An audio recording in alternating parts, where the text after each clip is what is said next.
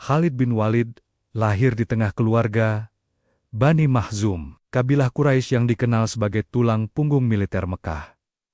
Sejak kecil, ia hidup dalam budaya kehormatan, kekuatan, dan strategi. Ayahnya, Al-Walid bin Al-Mughirah, bukan hanya tokoh terpandang, tetapi juga simbol kekuasaan dan kecerdikan Quraisy. Dari rumah inilah Khalid belajar satu prinsip utama. Dalam peperangan, yang bertahan bukan yang paling kuat, tetapi yang paling cerdas membaca keadaan. Sebelum lanjut, bantu subscribe, like, ketik amin, dan tonton sampai selesai ya. Semoga rezekinya lancar. Amin. Sejak remaja, Khalid telah menguasai seni berkuda dan berpedang. Ia mampu mengendalikan kuda dengan kecepatan tinggi, sambil memikirkan langkah berikutnya. Ia tidak bertarung dengan emosi, tetapi dengan perhitungan. Setiap latihan adalah simulasi perang. Setiap perlombaan adalah pelajaran membaca lawan. Bagi Khalid muda, medan perang adalah tempat di mana kehormatan kabilah dipertaruhkan. Ketika dakwah Nabi Muhammad mulai mengguncang Mekah, Khalid berada di barisan yang menentangnya, bukan karena kebencian pribadi, melainkan karena loyalitas pada tradisi dan kehormatan Quraisy. Ia melihat Islam sebagai ancaman terhadap tatanan lama, dan sebagai prajurit, ia berdiri di garis depan perlawanan. Puncak kejeniusannya terlihat jelas pada Perang Uhud, saat pasukan Muslim hampir memenangkan pertempuran. Khalid yang memimpin kavaleri Quraisy melihat satu kesalahan kecil yang luput dari perhatian banyak orang. Bukit pemanah yang ditinggalkan. Dengan manuver cepat dan tepat, ia memutar pasukannya dan menyerang dari belakang.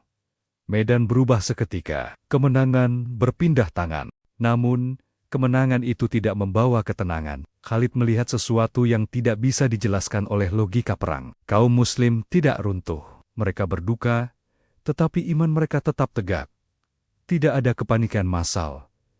Tidak ada pembalasan membabi buta. Justru ada ketundukan dan evaluasi diri. Pemandangan itu menghantui pikirannya. Hari-hari setelah Uhud dipenuhi kegelisahan, Khalid mulai memperhatikan Islam dari kejauhan. Ia melihat para sahabat yang dahulu ia serang, kini semakin kokoh. Kekalahan tidak menghancurkan mereka, justru mendewasakan. Ini bertentangan dengan semua teori perang yang ia pahami. Perjanjian Hudaibiyah menjadi titik balik yang sunyi, namun menentukan. Tanpa peperangan besar, Islam berkembang pesat. Rasulullah memilih jalan damai, namun hasilnya jauh melampaui kemenangan bersenjata. Khalid menyadari bahwa ini bukan sekadar kecerdikan manusia. Surat dari saudaranya, Al-Walid bin Al-Walid, yang telah lebih dulu memeluk Islam, akhirnya merobohkan benteng terakhir di hatinya. Isinya bukan ancaman, melainkan ajakan penuh kasih. Khalid merenung lama. Ia menimbang seluruh hidupnya, pedang yang terhunus, darah yang tertumpah, dan kemenangan yang terasa hampa. Pada akhirnya, ia memilih keberanian yang paling berat, mengakui kebenaran. Khalid meninggalkan Mekah menuju Madinah. Di hadapan Rasulullah, ia menyatakan keislamannya dengan penuh kerendahan hati. Nabi tersenyum dan mendoakannya. Sejak saat itu, arah hidup Khalid berubah selamanya. Pedang yang dahulu mengancam Islam, kini berada di bawah panji tauhid. Dan inilah awal dari perjalanan baru seorang panglima perjalanan yang akan mengubah sejarah dunia. Keislaman Khalid bin Walid bukanlah akhir dari perjuangan, melainkan awal dari ujian yang jauh lebih berat. Ia baru saja meninggalkan barisan musuh, namun belum sepenuhnya meninggalkan masa lalunya. Sebagian sahabat masih mengingat Uhud, luka yang belum sepenuhnya sembuh. Namun, Allah segera menempatkan Khalid pada panggung yang akan membuktikan ketulusan imannya. Medan Perang Mu'tah. Perang ini bukanlah perang biasa. Pasukan Muslim berjumlah sekitar 3.000 orang. Sementara di hadapan mereka berdiri pasukan Romawi dan sekutunya yang diperkirakan mencapai puluhan ribu. Perbandingan kekuatan begitu timpang. Sejak awal, Mu'tah terasa seperti misi yang nyaris mustahil. Namun kaum Muslim berangkat bukan dengan kepercayaan pada jumlah, melainkan pada janji Allah. Pertempuran pun pecah dengan dahsyat. Panglima pertama, Zaid bin Haritsah, gugur dengan panji Islam tetap tergenggam di tangannya. Panji itu kemudian diambil oleh Ja'far bin Abi Thalib. Ia bertempur dengan keberanian yang luar biasa, hingga kedua tangannya tertebas, namun ia tetap memeluk Panji dengan sisa kekuatan tubuhnya. Ketika Ja'far gugur, Panji berpindah ke Abdullah bin Rawahah, yang juga syahid setelah perlawanan sengit. 3 panglima gugur. Dalam hitungan waktu yang singkat, pasukan Muslim terancam kehilangan arah. Kepanikan mulai merayap. Barisan mulai goyah. Di hadapan mereka berdiri musuh yang jauh lebih besar, lebih lengkap persenjataannya, dan lebih berpengalaman dalam perang terbuka. Jika tidak segera ada keputusan, kehancuran total hanya tinggal menunggu waktu. Di saat genting itulah, pandangan pasukan tertuju pada satu sosok, Khalid bin Walid. Ia baru memeluk Islam. Ia belum lama berdiri di saf kaum beriman, namun di matanya terpancar ketenangan seorang panglima sejati. Khalid memahami satu hal penting. Ini bukan saatnya mengejar kemenangan, melainkan menyelamatkan nyawa kaum muslim dan menjaga kehormatan Islam. Dengan cepat ia mengambil alih komando. Malam itu, Khalid menyusun strategi yang tidak terpikirkan oleh musuh. Ia menukar posisi pasukan barisan depan dipindah ke belakang. Sayap kanan ditukar dengan sayap kiri. Keesokan paginya, pasukan Romawi melihat susunan pasukan Muslim yang tampak berbeda. Debu beterbangan, gerakan terasa lebih agresif. Musuh mulai ragu. Mereka mengira bala bantuan dari Madinah telah datang. Khalid kemudian memerintahkan serangan terbatas dan terukur. Cukup untuk menahan tekanan musuh tanpa memancing pertempuran besar. Saat malam kembali turun, ia memanfaatkan kegelapan untuk mundur perlahan, teratur, dan penuh disiplin. Tidak ada kepanikan, tidak ada lari terbirit-birit. Pasukan Muslim keluar dari kepungan dengan kepala tegak. Itulah kemenangan sejati Mu'tah.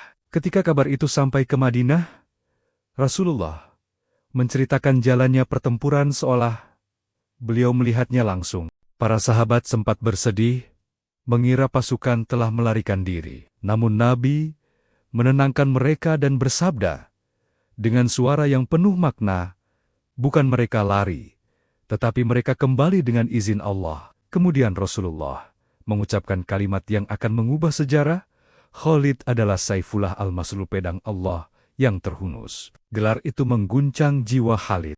Ia, yang dulu menghunus pedang melawan Rasulullah, kini disebut sebagai pedang Allah sendiri. Namun kebanggaan itu tidak membuatnya sombong. Justru sebaliknya, ia menangis. Ia sadar, gelar itu bukan kehormatan kosong, melainkan amanah yang amat berat. Sejak hari itu, Khalid memimpin banyak ekspedisi. Ia selalu berada di barisan terdepan, namun hatinya semakin tunduk. Ia tidak lagi bertempur demi nama, apalagi kejayaan pribadi. Setiap kemenangan ia sandarkan kepada Allah. Setiap keberhasilan ia anggap sebagai ujian baru untuk tetap rendah hati. Di Mu'tah, Khalid belajar satu pelajaran besar. Kekuatan sejati bukan terletak pada jumlah pasukan atau ketajaman pedang, melainkan pada kejernihan iman dan kebijaksanaan dalam mengambil keputusan. Dan dari medan inilah, seorang mantan musuh Islam resmi dilahirkan sebagai panglima yang kelak akan mengguncang dunia. Saifullah, pedang Allah yang terhunus. Fatu Makkah bukan sekadar penaklukan sebuah kota. Bagi Khalid bin Walid, ia adalah ujian batin yang jauh lebih berat daripada medan perang manapun. Kota itu adalah tempat ia dilahirkan, dibesarkan, dan pernah ia bela mati-matian. Di jalan-jalan Mekah itulah Khalid dahulu berjalan dengan penuh kebanggaan sebagai panglima Quraisy. Kini, ia memasukinya kembali. Bukan sebagai penakluk yang congkak, melainkan sebagai hamba yang tunduk di bawah panji Rasulullah. Khalid memimpin salah satu sayap pasukan Muslim dengan disiplin tinggi. Perintah Rasulullah sangat jelas. Tidak ada pertumpahan darah, kecuali jika diserang. Tidak ada balas dendam. Tidak ada penghinaan terhadap musuh yang kalah. Khalid menanamkan perintah itu ke dalam hatinya. Ia tahu, kesalahan sekecil apapun bisa mencoreng wajah Islam di kota suci ini. Namun, sejarah tidak selalu berjalan tanpa gesekan. Di salah satu sisi kota, terjadi bentrokan kecil, darah tertumpah. Beberapa musuh tewas. Khalid berada di sana, menghadapi situasi yang cepat dan kacau. Ia bertindak sebagai panglima tegas, cepat, dan terukur. Namun setelah peristiwa itu, Rasulullah memanggilnya. Tidak ada kemarahan berlebihan, tidak ada cacian. Teguran Nabi disampaikan dengan keadilan dan kebijaksanaan, dan Khalid menerimanya dengan kepala tertunduk. Ia tidak membela diri, tidak menyebut jasa-jasa lamanya. Ia belajar satu hal penting di bawah panji Rasulullah. Bahkan seorang Saifullah pun tetap harus tunduk pada koreksi. Hari itu, Mekah ditaklukkan bukan oleh pedang, melainkan oleh akhlak. Khalid menyaksikan Rasulullah memaafkan orang-orang yang dahulu menyiksanya, mengusirnya, bahkan merencanakan pembunuhannya. Pemandangan itu menghancurkan sisa-sisa kesombongan dalam diri Khalid. Ia sadar kepemimpinan sejati bukan tentang menang, tetapi tentang menundukkan ego. Ujian berikutnya datang di Hunain. Pasukan Muslim saat itu sangat besar, jumlah yang belum pernah mereka miliki sebelumnya. Sebagian hati merasa yakin berlebihan. Ketika pasukan Hawazin menyerang secara tiba-tiba dari balik lembah, barisan Muslim goyah. Kepanikan menyebar cepat. Banyak yang mundur. Di tengah kekacauan itu, Khalid berada di garis depan. Serangan datang bertubi-tubi. Anak panah menghujani. Pedang beradu. Tubuh Khalid dipenuhi luka. Namun ia tidak mundur, tidak selangkah pun. Ia terus bertahan, menahan gelombang serangan, sambil berteriak menguatkan pasukan. Ia tahu, jika barisan depan runtuh, kehancuran total akan terjadi. Saat Rasulullah memanggil pasukan untuk kembali, Khalid menjadi salah satu titik tumpu yang menjaga agar barisan tidak sepenuhnya tercerai-berai. Perlahan, pasukan Muslim kembali berkumpul. Semangat bangkit. Keadaan berbalik, dan kemenangan akhirnya diraih setelah pelajaran pahit tentang bahaya kesombongan. Usai pertempuran, Khalid duduk dengan tubuh penuh luka. Diriwayatkan bahwa hampir tidak ada sejengkal tubuhnya yang tidak terluka oleh pedang, tombak, atau anak panah. Namun, wajahnya tenang. Ia merasa hidupnya kini benar-benar milik Allah. Jika hari itu ia gugur, ia siap. Jika masih diberi hidup, ia akan terus berjuang. Hubungan Khalid dengan Rasulullah adalah hubungan unik antara ketegasan dan kasih sayang. Nabi mempercayainya dalam misi-misi besar, namun tidak ragu menegurnya jika diperlukan. Dan Khalid menerima semuanya dengan lapang dada. Dari Rasulullah, ia belajar bahwa kekuatan tanpa ketaatan adalah kehancuran, dan keberanian tanpa akhlak adalah kesia-siaan. Di bawah panji Rasulullah, Khalid bin Walid bukan hanya ditempa menjadi panglima besar, tetapi juga dibentuk menjadi hamba yang taat. Pedangnya tetap tajam, strateginya tetap jenius, namun hatinya semakin lembut dan tunduk. Ia tidak lagi bertempur demi nama atau sejarah, melainkan demi satu tujuan, meninggikan kalimat Allah. Dan di titik inilah, Khalid benar-benar menjadi Saifullah bukan hanya karena kehebatannya di medan perang, tetapi karena ketaatannya di bawah bimbingan Rasulullah. Perang Yarmuk adalah panggung terbesar bagi kejeniusannya. Jika Mu'tah melahirkan Saifullah, maka Yarmuk mengukuhkannya sebagai salah satu ahli strategi perang paling brilian dalam sejarah manusia. Di lembah Yarmuk, Khalid bin Walid berdiri menghadapi pasukan Romawi Timur, kekaisaran terbesar dan terkuat pada masanya. Jumlah mereka berlipat ganda, persenjataan lengkap, dan pengalaman tempur mereka tidak diragukan. Namun Khalid memahami satu hal, perang tidak dimenangkan oleh jumlah, tetapi oleh kendali medan dan kecepatan keputusan. Medan Yarmuk adalah wilayah terbuka yang luas, dengan lembah dan jurang di sekitarnya. Bagi pasukan besar seperti Romawi, medan ini tampak menguntungkan. Namun Khalid melihatnya dari sudut pandang berbeda. Ia tidak menyusun pasukannya secara kaku. Ia membentuk unit-unit kecil yang lincah, pasukan mobile yang dapat bergerak cepat, menyerang, lalu menghilang, sebelum musuh sempat membalas. Hari-hari awal pertempuran diwarnai bentrokan sengit. Pasukan Romawi mencoba menekan dengan kekuatan massa. Setiap kali mereka maju, Khalid memerintahkan serangan cepat ke sayap musuh. Begitu tekanan datang, pasukan Muslim mundur teratur, bukan karena kalah, tetapi untuk memancing. Strategi ini menguras tenaga musuh. Barisan Romawi mulai terpecah, koordinasi mereka melemah. Khalid selalu berada di titik paling genting. Ia berpindah dari satu sisi ke sisi lain, memantau, memberi perintah, dan menutup celah. Kecepatannya dalam membaca situasi membuat pasukan Muslim seolah selalu berada selangkah di depan. Setiap komandan Romawi yang mencoba mengejar, justru terjebak dalam serangan balasan yang tak terduga. Puncak pertempuran terjadi ketika angin berdebu bertiup kencang, menyapu medan perang. Dalam kekacauan itu, Khalid memanfaatkan momentum. Ia memerintahkan serangan serentak yang terkoordinasi dengan presisi. Pasukan mobile menghantam sayap dan belakang musuh, memutus jalur komunikasi, dan mundur. Romawi kehilangan arah. Formasi mereka runtuh. Di tengah hiruk-pikuk pertempuran, Khalid tidak pernah merasa dirinya pusat kemenangan. Ia terus mengingatkan pasukannya untuk bertahan dan bersabar. Baginya, kemenangan adalah amanah,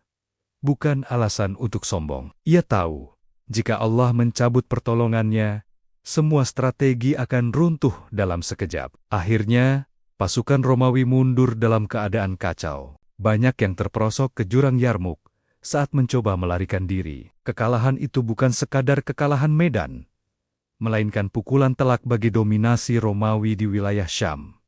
Gerbang sejarah terbuka. Wilayah yang selama Baruba di Bad berada di bawah kekuasaan kekaisaran, kini memasuki babak baru. Namun ketika kemenangan diumumkan, Khalid tidak berdiri di tengah sorak-sorai.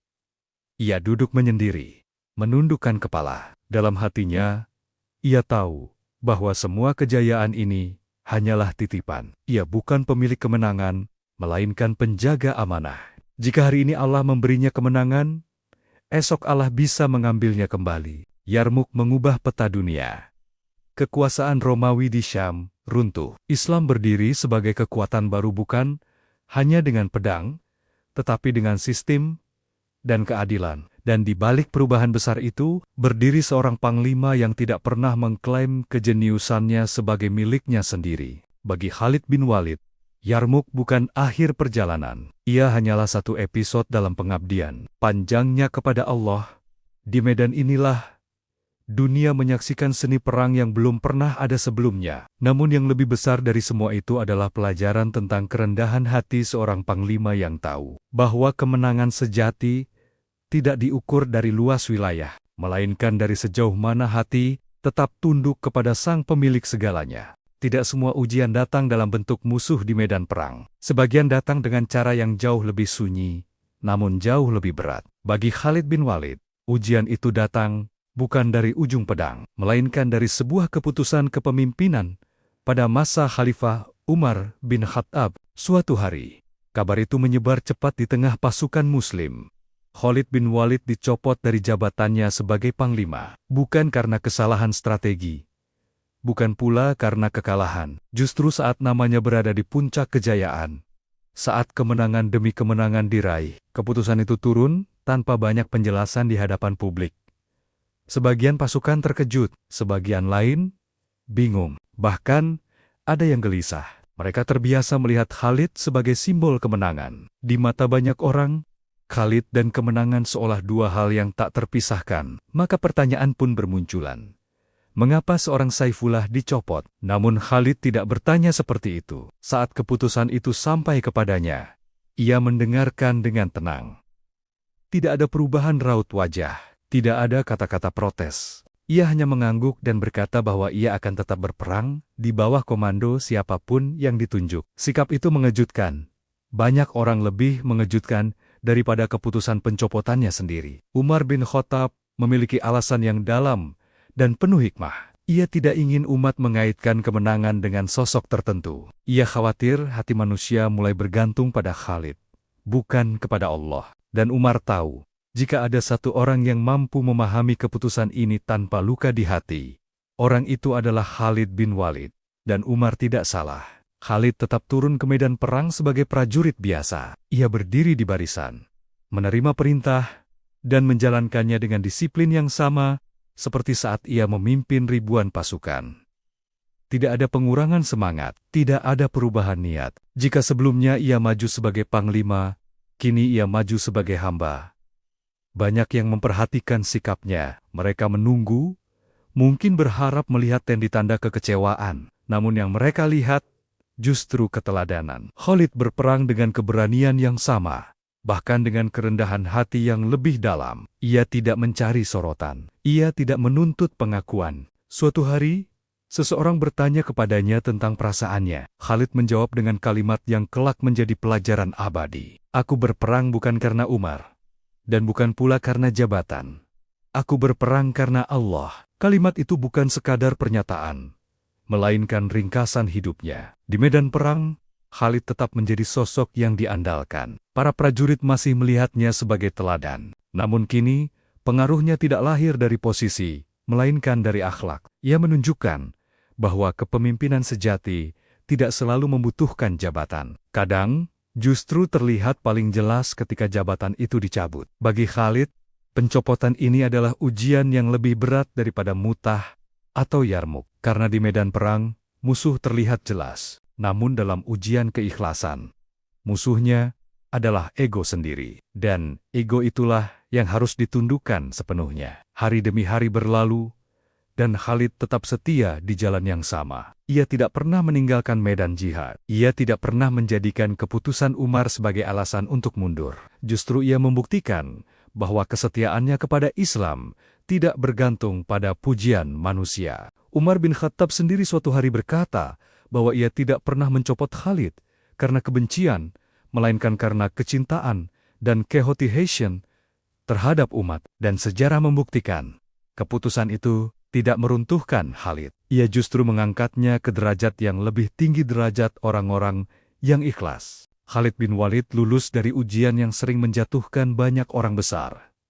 Ujian kehilangan jabatan. Ia menunjukkan bahwa kemenangan terbesar bukanlah menaklukkan negeri, melainkan menaklukkan hati sendiri. Dan Saifullah, tetaplah Saifullah dengan atau tanpa gelar di dunia. Hari-hari terakhir Khalid bin Walid jauh dari gemuruh medan perang.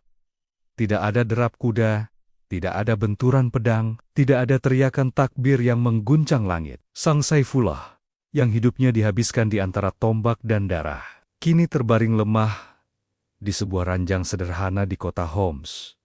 Tubuhnya renta, nafasnya berat, namun jiwanya tetap setajam dulu. Orang-orang datang menjenguk, mereka melihat seorang lelaki yang tubuhnya penuh bekas, luka bekas sabetan pedang, tusukan tombak, dan anak panah. Hampir tidak ada 1 inci pun dari tubuh Khalid yang luput dari bekas perang. Ia pernah berdiri di ratusan pertempuran. Ia telah berkali-kali menatap kematian dari jarak yang sangat dekat. Namun kini, kematian datang dengan cara yang tak pernah ia bayangkan. Di ranjang itu, Khalid memandang tubuhnya sendiri dengan mata berkaca-kaca. Suaranya bergetar saat ia berkata kepada orang-orang di sekitarnya, "Aku telah mencari syahid di setiap medan perang. Namun lihatlah, aku mati di atas ranjang seperti unta tua." Kalimat itu bukan keluhan. Itu adalah kejujuran seorang pejuang yang seluruh hidupnya dipersembahkan untuk jihad. Seorang panglima yang selalu berharap gugur di tengah pertempuran, kini dihadapkan pada takdir yang berbeda dari impiannya. Namun, di balik kata-kata itu, tersimpan pelajaran yang sangat dalam. Khalid memahami bahwa syahid bukanlah pilihan manusia. Ia adalah anugerah Allah, dan Allah berhak memanggil hambanya dengan cara apapun yang Dia kehendaki. Jika selama hidupnya, Khalid ditakdirkan menjadi pedang yang dihunus, maka di akhir hidupnya, ia ditakdirkan menjadi pelajaran tentang ketundukan total kepada keputusan ilahi di saat terakhirnya. Khalid tidak menyesali hidupnya. Ia tidak menyebut Kimanang, tidak mengungkit Yarmuk, Mutah, atau ratusan pertempuran lain. Yang ia khawatirkan hanyalah satu hal. Apakah amalnya diterima? Ia berwasiat agar kudanya dan senjatanya disedekahkan di jalan Allah.